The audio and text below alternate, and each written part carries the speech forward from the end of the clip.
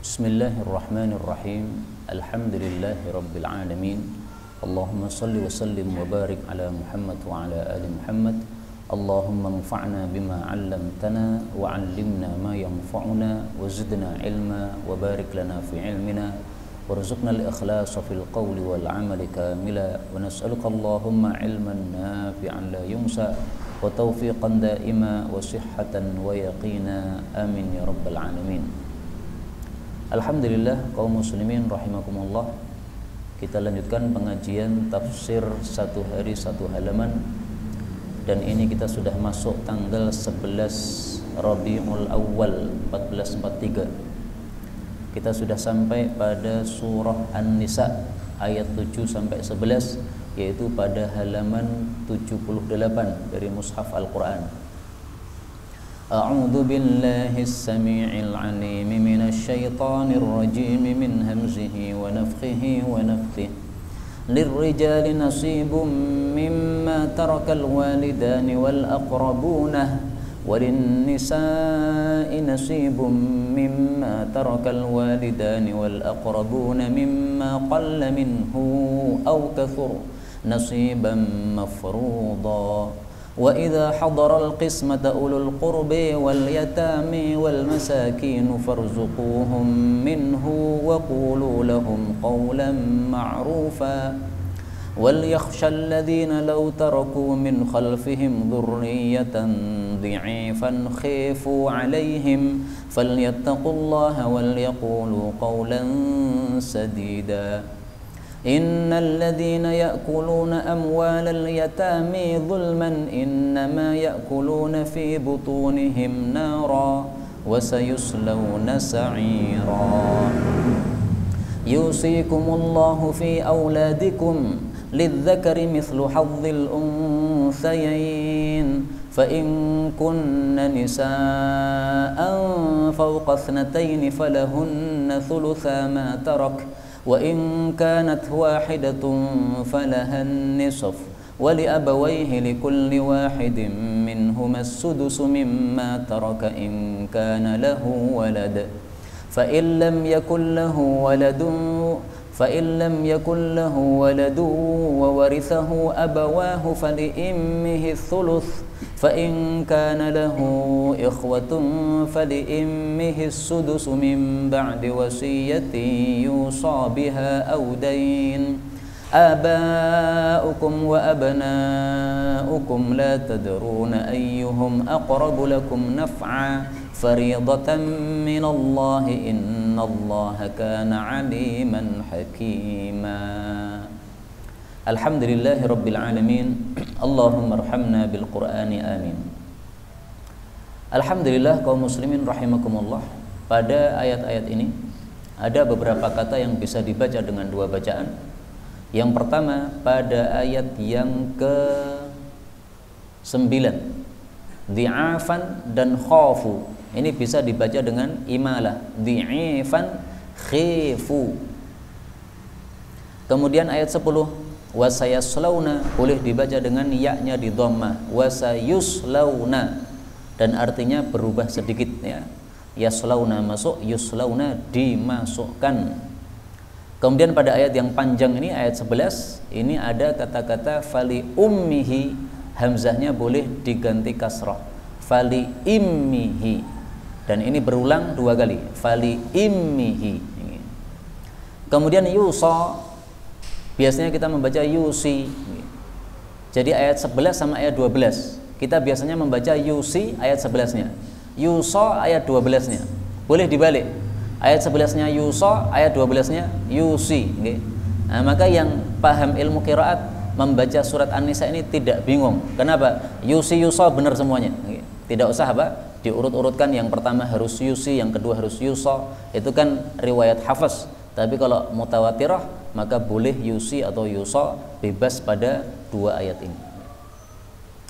Adapun tafsirnya secara ringkas, Allah Subhanahu wa taala mengatakan pada surah An-Nisa ayat 7.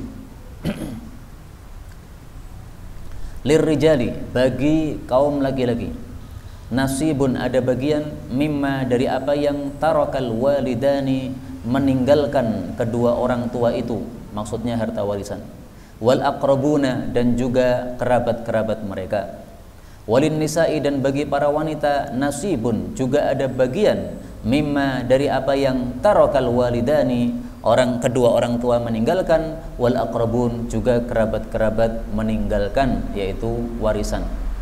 Mimma qalla, dari apa yang sedikit, minhu, dari warisan, au kathura, atau banyak, sama saja ya. Nasiban, dan itu adalah bagian mafruḍa yang sudah ditentukan oleh Allah Subhanahu wa taala. Kaum muslimin rahimani wa rahimakumullah, ayat ini menunjukkan bahwa warisan itu sudah ditetapkan oleh Allah Subhanahu wa taala. Kalau sudah ditetapkan, maka tidak boleh diubah-ubah. Karena kalau diubah-ubah, apa fungsinya Allah menetapkan seperti ini kalau begitu? Sehingga ketetapan-ketetapan Allah dalam warisan ini tidak boleh diotak-atik. Kalau mau diotak-atik, mau diganti, maksud saya itu setelah pembagian selesai. Anak laki-laki jatahnya 2 kali lipat daripada anak perempuan, ini tidak boleh diubah. Setelah masing-masing dapat, nah kemudian diubah nggak masalah. Maksud saya seorang anak laki-laki, saya dapat 2 bagian, ya kan? Nah setelah saya mengambil 2 bagian saya, setelah itu separuhnya saya kasihkan adik perempuan saya, nggak ada masalah. Tapi tidak boleh sejak awal kemudian disamakan, ini anak laki-laki sama dengan anak perempuan karena sama-sama rela, tidak ada. Jadi sama-sama rela dalam perkara yang menyelisih aturan Allah tidak boleh. Itu sama dengan sama-sama rela dalam masalah riba. Saya pinjam 1 juta, saya rela mengembalikan 1.100.000, disepakati, ditulis tanda tangan, tidak boleh, haram, ini riba. Maka kesepakatan itu tidak semuanya diperbolehkan ya. Kalau melanggar aturan Islam maka tetap diharamkan oleh Allah Subhanahu wa taala. Yang dimaksud laki-laki dapat bagian, perempuan dapat bagian, ini maksudnya adalah sama-sama dapat bagian warisan, meskipun bagiannya masing-masing berbeda-beda sesuai ayat 11 yang nanti akan kita baca. Jadi di sini maksudnya laki-laki dapat bagian, perempuan dapat bagian, itu hanya sama-sama dapat bagian, bukan berarti bagiannya sama, bukan. Itu salah paham kalau dipahami bagiannya sama, tidak sama. Laki perempuan itu bagiannya dalam masalah warisan dibedakan oleh Allah Subhanahu wa taala. Ayat 8, Allah mengatakan wa idza, dan apabila hadara, menghadiri, al-qismata, pembagian warisan itu, ulul qurba, para kerabat-kerabat, wal yatami, dan juga anak-anak yatim, wal masakin, dan juga orang-orang miskin, farzuquhum, maka berilah rizki kepada mereka, maksudnya berilah bagian kepada mereka, minhu, dari warisan tersebut, waqulu, dan ucapkanlah, lahum, kepada mereka, qaulan ma'rufa, perkataan yang baik. Maksudnya kalau sedang terjadi pembagian warisan, ternyata orang-orang sekitar datang, ada kerabat yang jauh yang tidak dapat warisan, ada anak yatim, ada orang miskin atau tetangga-tetangga yang di sekitar kita ikut menghadiri pembagian itu. Nah Allah suruhkan di sini farzuquhum minhu, berilah kepada mereka sebagian dari harta warisan tadi. Jadi sebelum dibagi, diberikan dulu kepada mereka, karena mereka menghadiri pembagian warisan melihat harta yang banyak atau mengetahui ada harta yang banyak, kasihan kalau hanya melihat saja, disuruh ngemut jari saja kasihan. Nah, dikasih berapa? 100.000 masing-masing atau 50.000 masing-masing, silahkan pulang. Nah setelah pulang mereka sudah tenang, kemudian baru apa? Dibagi warisannya. Nah perintah seperti ini diperselisihkan oleh para ulama. Apakah dulu ketika diwajibkan, ketika diturunkan ayat ini, apakah ini hukumnya wajib atau sunnah? Ada yang mengatakan wajib, ada yang mengatakan sunnah. Kalau sunnah berarti seandainya mereka tidak dikasih apa-apa tidak ada masalah, cuma dikasih snack saja misalnya, tapi bagian warisan mereka tidak diberi sama sekali, hanya dikasih snack, ya tidak ada masalah, wong tidak wajib. Kemudian diperselisihkan juga oleh para ulama, apakah ayat 8 ini masih berlaku atau sudah mansukh? Mansukh itu artinya sudah dihapus hukumnya.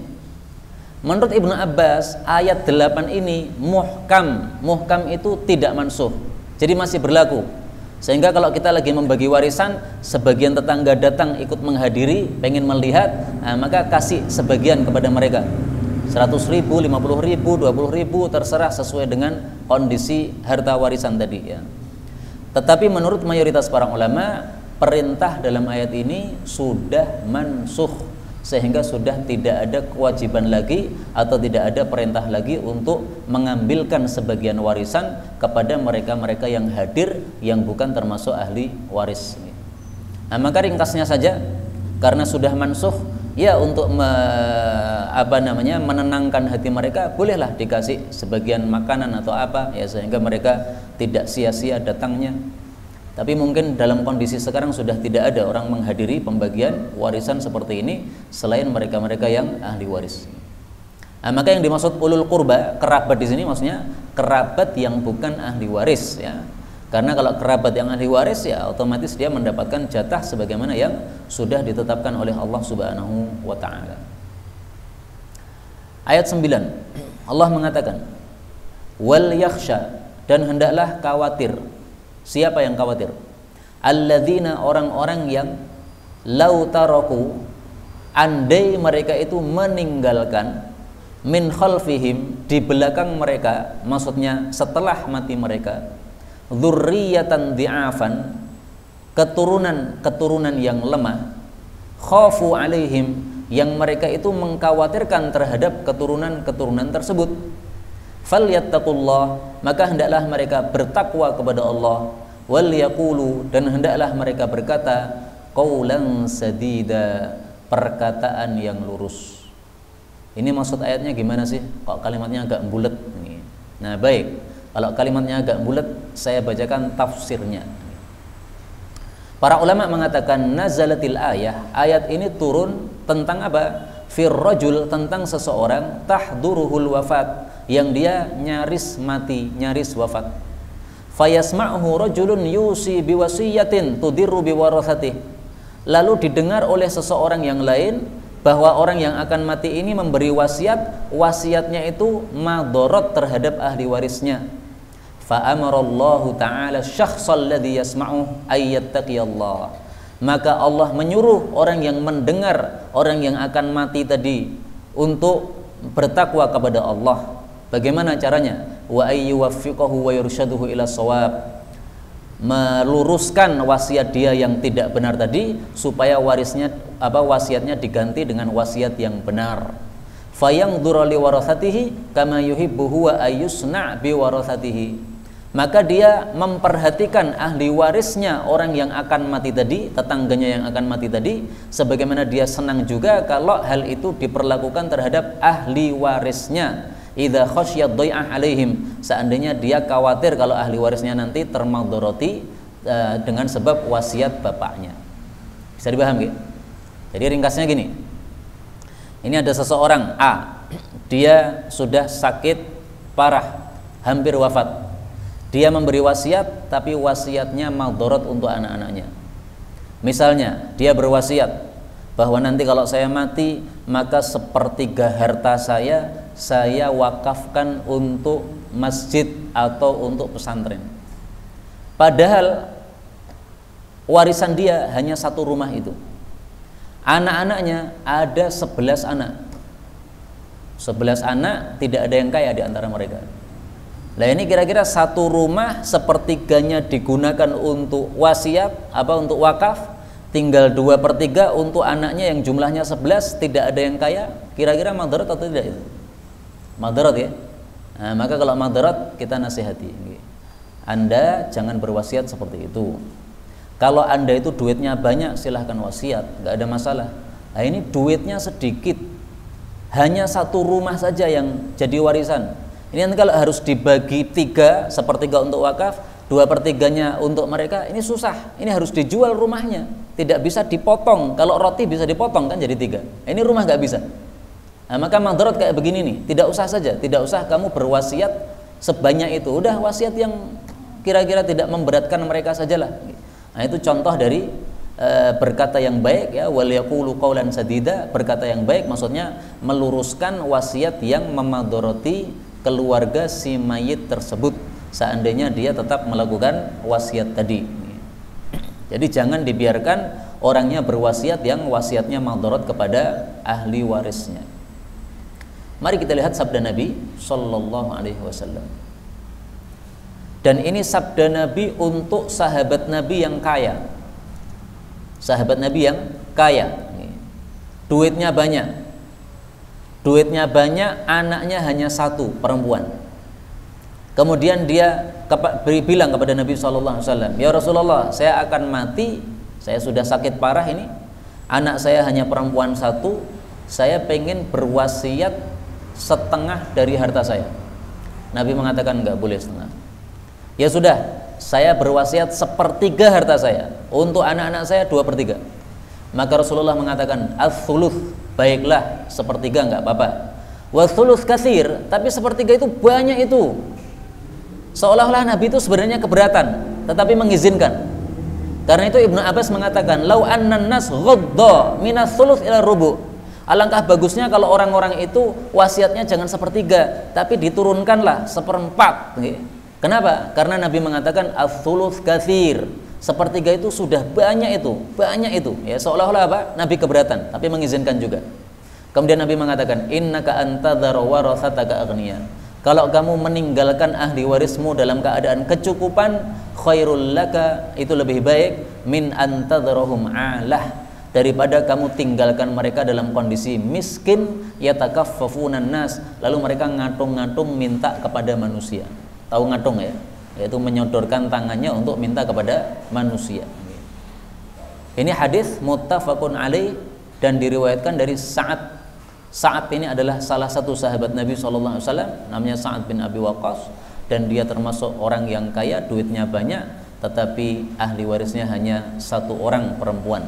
Tapi akhirnya dia punya anak-anak yang banyak setelah itu. Nah, di sini Nabi berarti sudah melakukan falyaqulu qaulan sadida. Nabi mengucapkan perkataan yang lurus, yaitu meluruskan wasiatnya Sa'ad tadi. Kamu jangan wasiat setengah, itu terlalu banyak, tidak boleh. Maksimal adalah 1/3.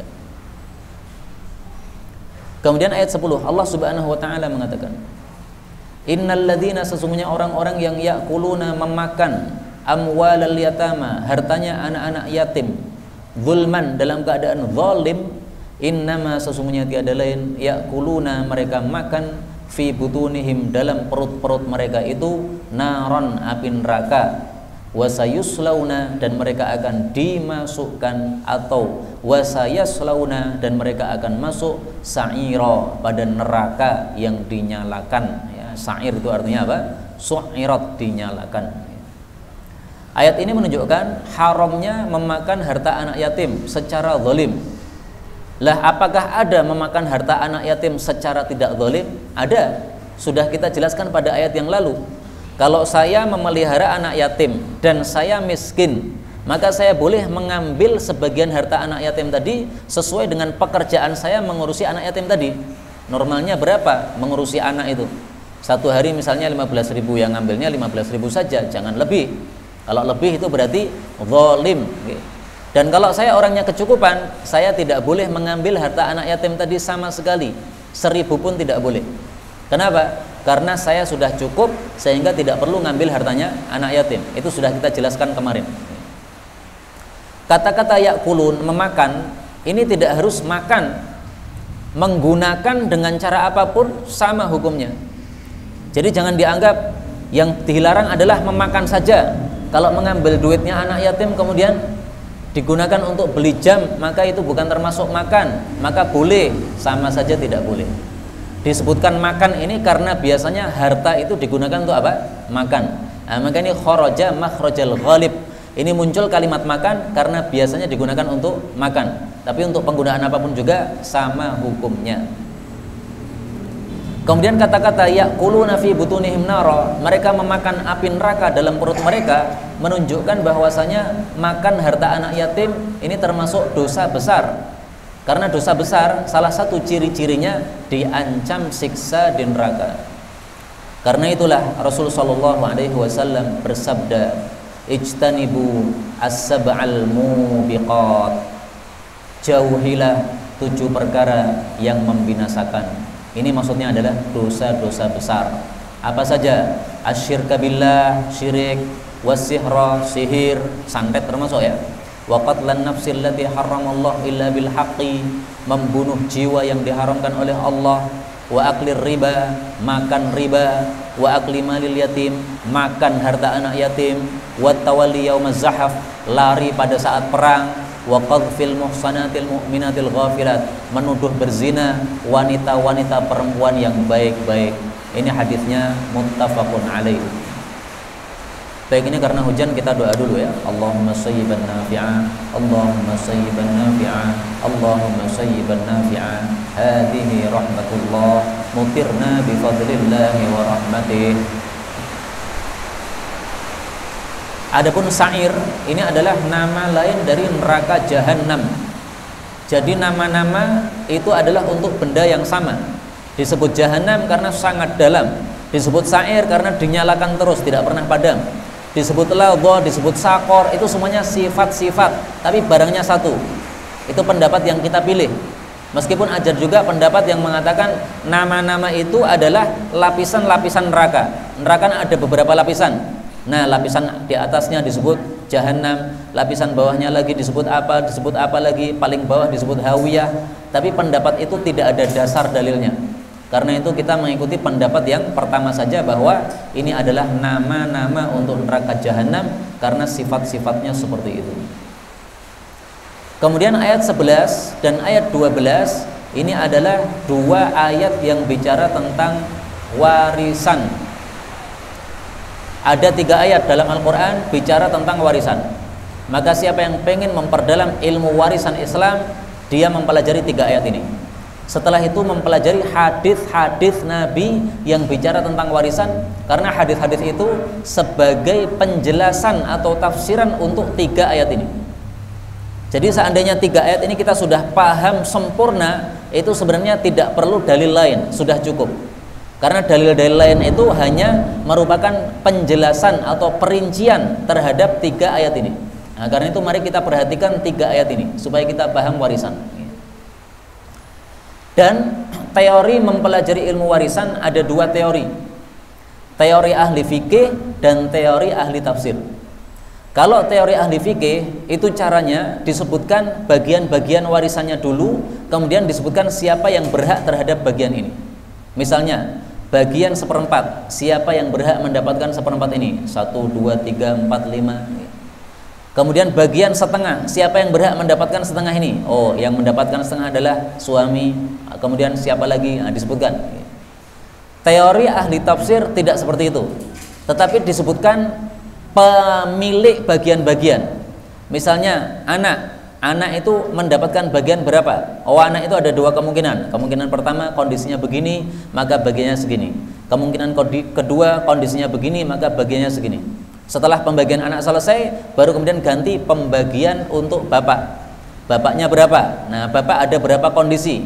Kondisi pertama bagiannya segini, kondisi kedua bagiannya segini. Setelah selesai membagi tentang bapak, pindah lagi bagian suami istri, misalnya begitu. Nah, 2 teori ini mana yang lebih gampang?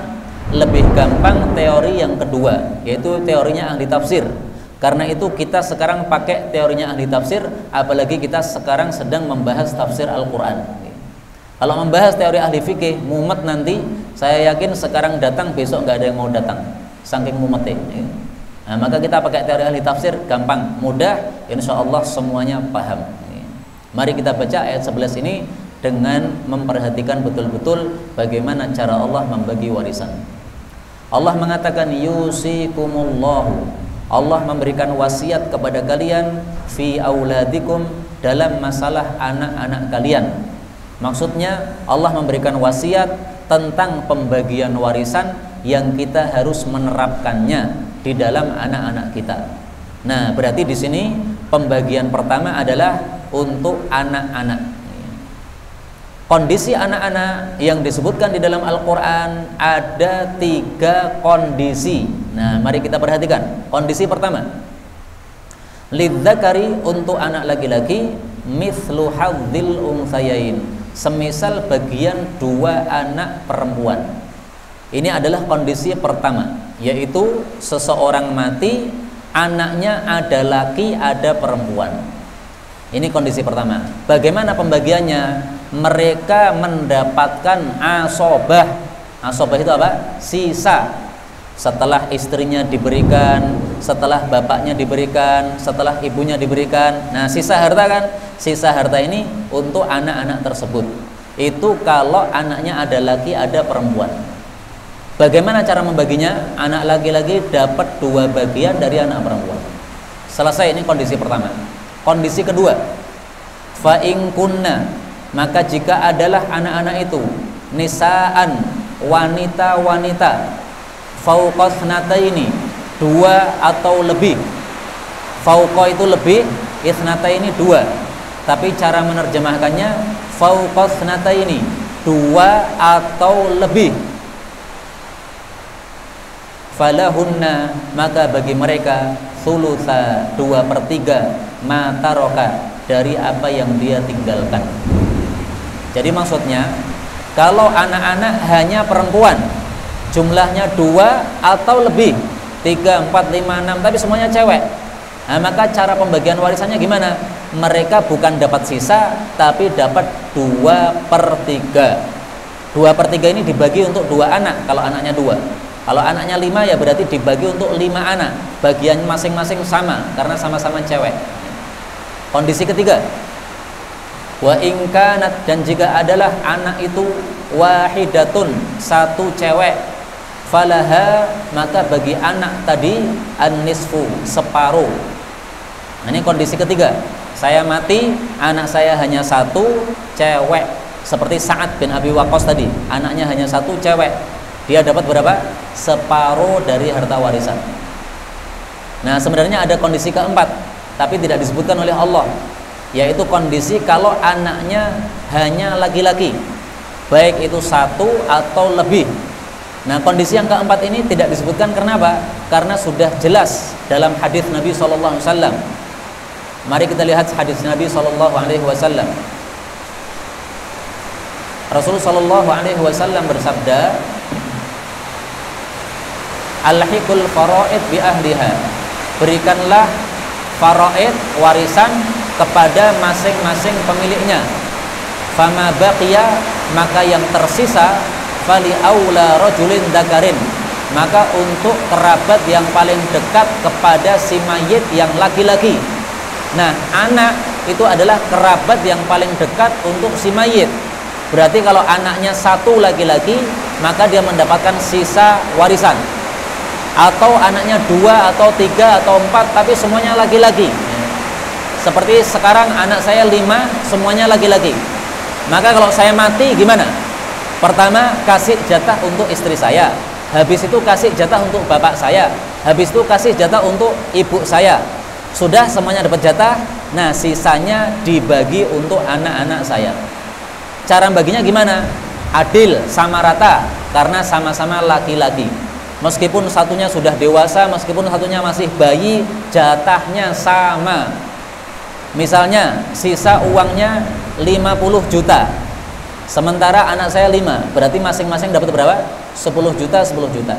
Yang bayi 10 juta, yang sudah mahasiswa juga 10 juta, sama rata. Baik, sekarang kita bahas kondisi untuk kedua orang tua. Allah mengatakan wali abawaihi, dan untuk kedua orang tua. Kondisi kedua orang tua dalam ayat Al-Quran ini ada 3 kondisi yang disebutkan, tapi nanti saya tambah lagi jadi 4 kondisi. Kondisi pertama, likulli wahidim minhuma, untuk masing-masing dari keduanya, as-sudus, 1/6, mimma taroka, dari apa yang dia mayit tinggalkan. In kana lahu, jika ada bagi si mayit, waladun, anak. Jadi kalau saya mati, saya punya anak, maka masing-masing dari bapak dan ibu saya mendapatkan 1/6. Bapak dapat 1/6, ibu dapat 1/6. Ini kondisi pertama, saya mati, saya punya anak. Kondisi kedua, fa illam yakul lahu waladun, maka jika tidak ada baginya anak, wa warithahu abawahu, dan mewarisinya kedua orang tuanya, fali immihi thuluth, maka untuk ibunya 1/3. Ini kondisi kedua, saya mati, saya tidak punya anak sama sekali karena saya mandul, atau saya mati, saya tidak punya anak karena saya belum menikah. Nah, maka gimana? Ibu saya dapat 1/3 warisan saya. Terus bapak berapa? Bapak tidak disebutkan karena dia mendapatkan sisa. Dalilnya sisa apa? Tadi Rasulullah mengatakan, berikanlah ahli faraid itu kepada pemiliknya masing-masing, yang tersisa berikanlah kepada laki-laki yang terdekat dengan si mayit. Nah, sebenarnya laki-laki paling dekat dengan si mayit anaknya, tapi nggak punya anak, berarti apa? Bapaknya. Maka ibu dapat sepertiga, bapak dapat sisa. Kondisi ketiga, fa in kana lahu ikhwatun, maka jika ada bagi si mayit saudara-saudara, fali immihi, maka untuk ibunya as-sudusu, 1/6. Ini adalah kondisi ketiga. Saya mati, saya tidak punya anak, tetapi ada ikhwatun, beberapa saudara laki-laki. Beberapa itu maksudnya 2 atau lebih. Jadi saya punya kakak 2 misalnya, laki-laki. Ikhwatun itu apa? Beberapa saudara laki-laki.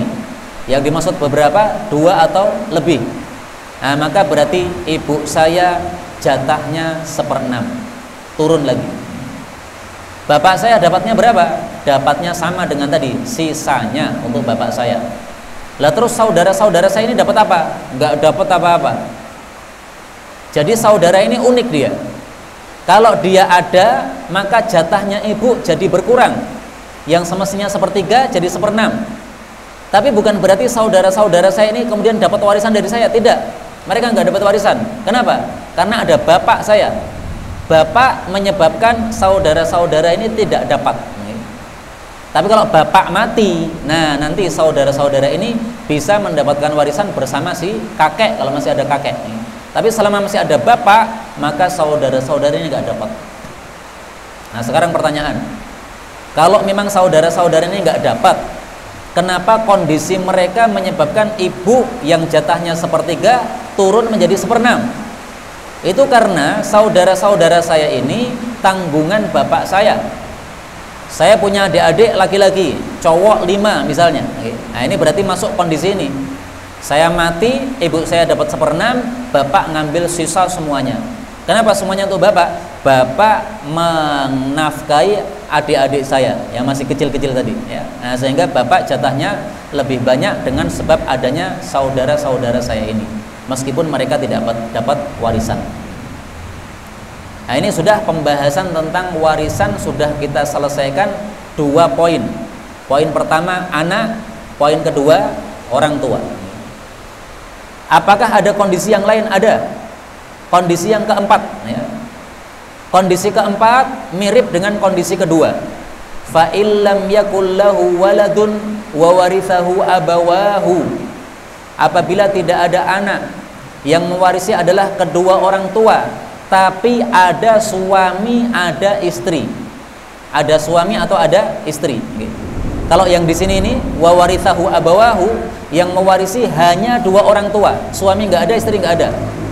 Nah sekarang bagaimana kalau ada suami, ada istri? Contoh ya, saya mati, saya tidak punya anak, tetapi saya meninggalkan istri. Gimana ini? Pertama, istri saya dikasih jatahnya dulu. Kemudian fali ummihi thuluth, ibu mendapatkan 1/3, maksudnya 1/3 dari sisa. Bukan 1/3 dari warisan saya, tapi 1/3 dari sisa. Kapan 1/3 dari sisa? Itu kalau seseorang mati tidak punya anak, tetapi diwarisi oleh orang tua plus ada istri atau ada suami bagi si mayit. Contoh lain, yang mati bukan saya. Kok sejak tadi saya terus yang mati ya? Nah sekarang ganti. Yang mati istri saya.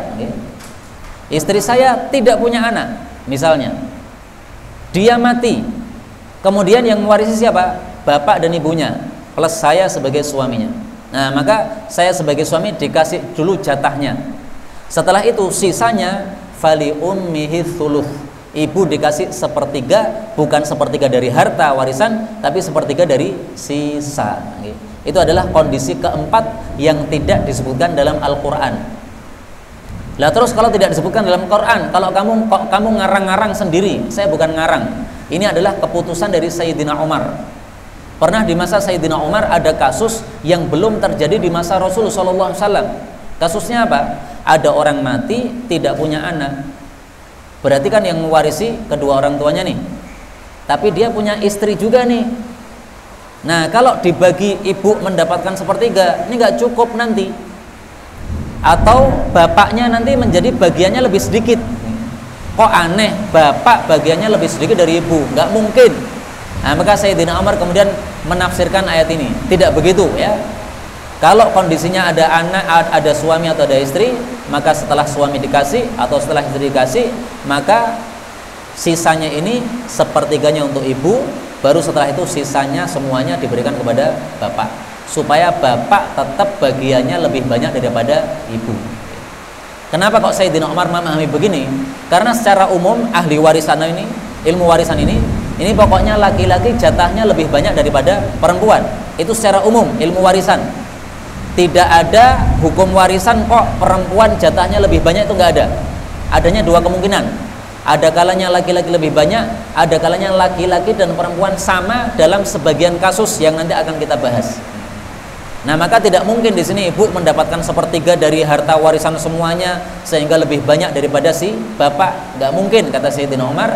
Maka kemudian dipahami seperti hal itu.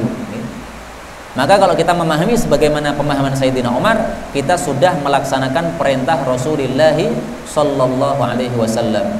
Rasulullah mengatakan, "Alaikum bisunnati wa sunnatil khulafa'ir rasyidin." Pegangilah sunnah saya dan sunnahnya khulafa'ir rasyidin. Sayyidina Umar termasuk mereka. Hadis riwayat Abu Dawud. Udah, ini kira-kira bisa dipaham nggak nih? Bisa nggih? Gampang nggih? Jadi kalau anak ada 4 kondisi, ya kan? Tinggal terapkan pada 4 kondisi tadi. Bagaimana? Kalau untuk bapak ada 4 kondisi, bapak atau ibu ada 4 kondisi. Terapkan bagaimana yang sudah kita jelaskan tadi.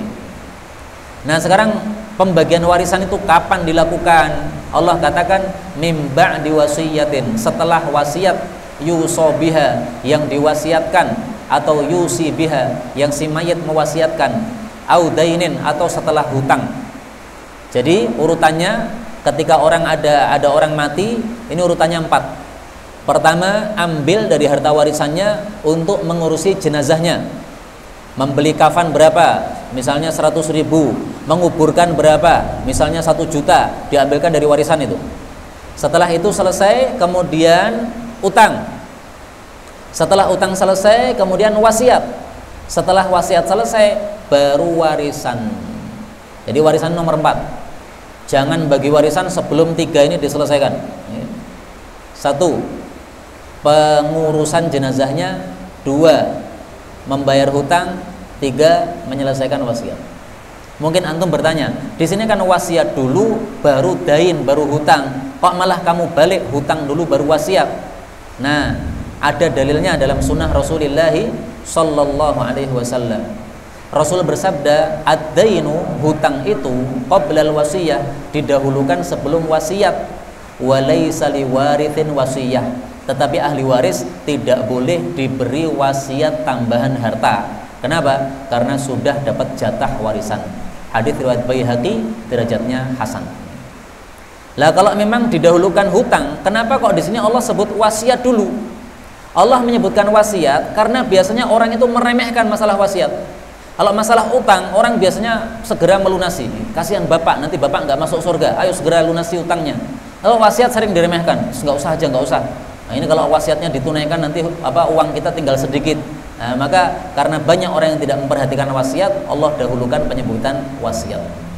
Kemudian Allah mengatakan abaukum, bapak kalian, wa abnaukum, dan anak-anak kalian, la tadrun, kalian tidak tahu, ayyuhum, siapakah mereka, aqrabu lakum naf'a, yang lebih dekat kepada kalian memberi manfaat. Maksudnya apa? Allah menetapkan warisan seperti ini jangan diubah-ubah. Karena Allah lebih paham siapa di antara kerabat kita, apakah bapak ataukah anak, yang paling memberi manfaat untuk kita, baik di dunia maupun di akhirat. Ini ayat menghapus hukum jahiliyah. Jahiliyah mengatakan yang boleh dapat warisan hanya orang yang memenuhi 2 syarat. Syarat pertama, dia harus laki-laki, perempuan nggak dapat warisan.